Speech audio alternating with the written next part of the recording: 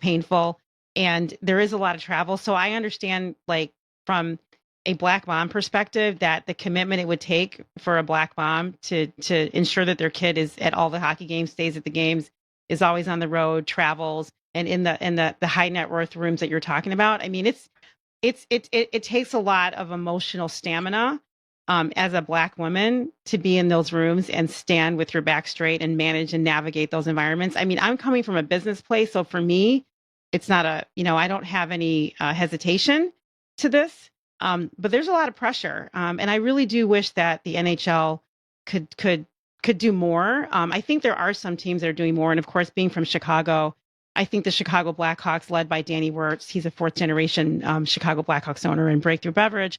I think he's doing a lot of work, not only in the community, but he's also doing a lot of work even in his corporate staff, that's running the team. He's doing a lot there in terms of diversity, and it's not because of any DEI initiatives or requirements. It's really because he knows it's the right thing to do, and I respect him so much for the work I'm seeing him do here in the state. I'm kind of interested in on another conversation. So, what are you trying to accomplish at Columbia? What is the name of your class? What are you hoping to that your students walk away with after they leave one of your classes, or leave your environment, or leave your world there? Like, what do you want them to be knowing? So my first class, every semester, I've done it for the last 3 years with this class, I literally give them a sponge. And I tell them, I want you to leave and come back and tell me something the next week that you absorbed somewhere from this program or from the city. And that's really what I want them to do. I want them to understand how they can tell their own story, how they can relate to other people's stories, how they can be open-minded about looking at things that aren't so black and white all the time, and figure out how you take all these kind of crumbs and put them together and make a really interesting cake that will help you build a business, regardless of whether you're interested in communications or not, as a profession. That's pretty simple. So I've been doing this class now 17 years. It's evolved over time. We do a podcast. And you invented it, right? Like, you invented this class. I invented it. It was kind of the idea. I wrote the first. I mean, it was kind of fake it till you make it. But we did the book. We do a podcast. We've been doing 9 years now, and it's all about effective storytelling. And what's the podcast called? It's called The Cusp Show, the Columbia University Sports Podcast. Myself and my co-host Tom Richardson have been doing it basically every week for 9 years. And you'll be on at some point soon in the fall, in the spring. Oh, I love it. But that's really what it is. That's what the class is. It's about how you listen, learn, and adapt your story. And when you go work somewhere, figure out what the story is of the place that you work. I think that's tremendous. Are you seeing with the young people that they're really engaged? I mean, yes. Are they locked in and active? Are they having conversations with you? I mean, do you feel like, are you seeing any change from this group of students versus maybe students that you were working with 5 or 6 years ago? Are they the same kids? I think they're more engaged now than ever before, because they have a device in their hands that is giving them media all the time. And they're constantly trying to figure out where they fit in a narrative.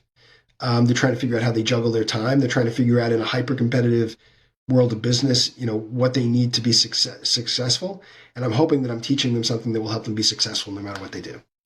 I really love that. So I've got some rapid fire questions for you that I want to ask to close out the show.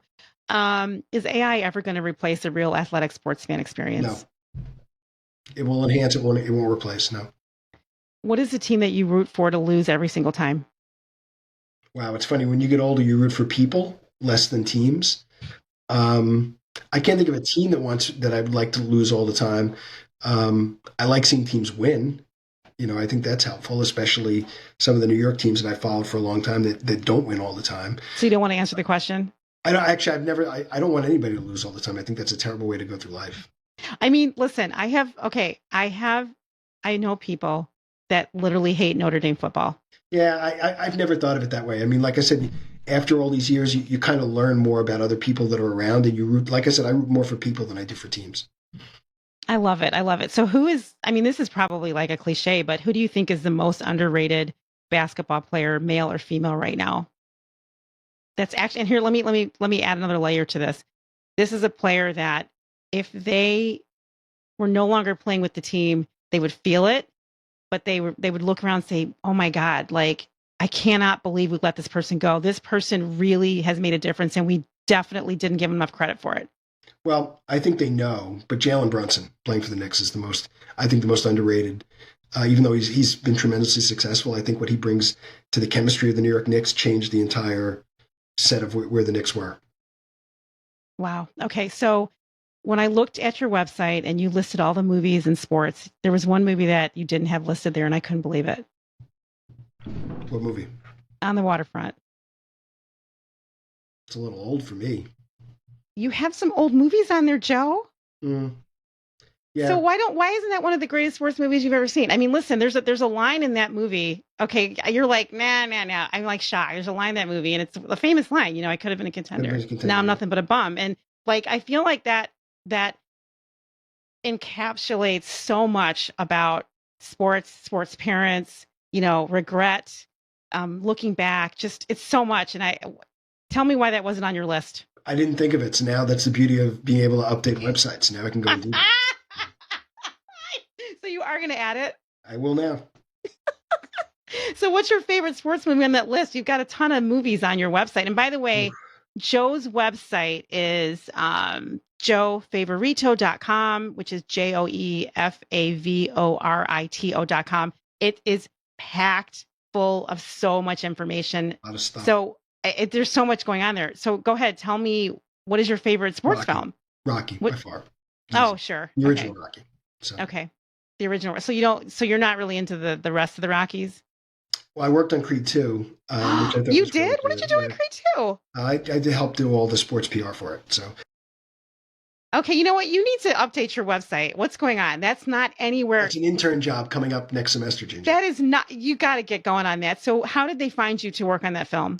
Just being around, I worked on a lot of different films over time, and that was one that popped up. And it's been great. I'm working on, by the time this comes out, there'll be 2 other films that I'm working on that will be out. So, And you can't yeah, talk about it's those. just, no, I can. Green and Gold is one. It's with Craig T. Nelson. He's a farmer who literally bets the farm on the Green Bay Packers. It comes out in early January.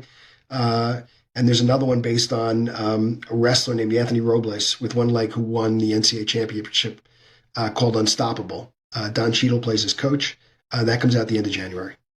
Oh my goodness, you are really busy. So you know what? I'm not even going to ask my next rapid fire question. What are you actually working on besides these 2 films? Like what's kind of in the pipeline that you can talk about? Well, Because I mean, lots of stuff. I worked for USAA with Army Navy, which was amazing. One of the greatest experiences you can ever be around is the Army Navy game. I helped Monumental Sports and Entertainment on all their strategic communications. I've been doing a lot of work with the NWSL over the last few years. There's some startups that I work with. So, it's kind of a mixed bag of tricks that you put together. and if you had another opportunity that you haven't had yet, what is it and what would it be?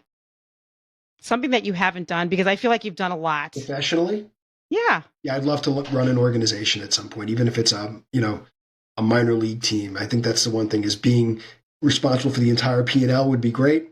I don't know if it'll ever happen. I think I could do it. That would be the one thing. That's really shocking. So I'm going to have you come back on my show, because Sure. there's some Love to. things that, when I was researching you, I couldn't find a lot of things. And you just told me a few things. I thought, you know what? That's why it's so dark behind me, Ginger. Why? I mean, honestly, it's been completely tremendous and amazing. There's just so much going on in your life. And I really knew when I met you at the Skim, I'm like, wow, he's got a lot happening. And, Shauna from, New York Liberty said, oh yeah, you got to talk to this guy. He's everything. So I She's really the love best. this. Yeah, I really love this conversation. Thank you so much for coming on my show. And everybody, thank you for listening to my show, the Honest Field Guy podcast.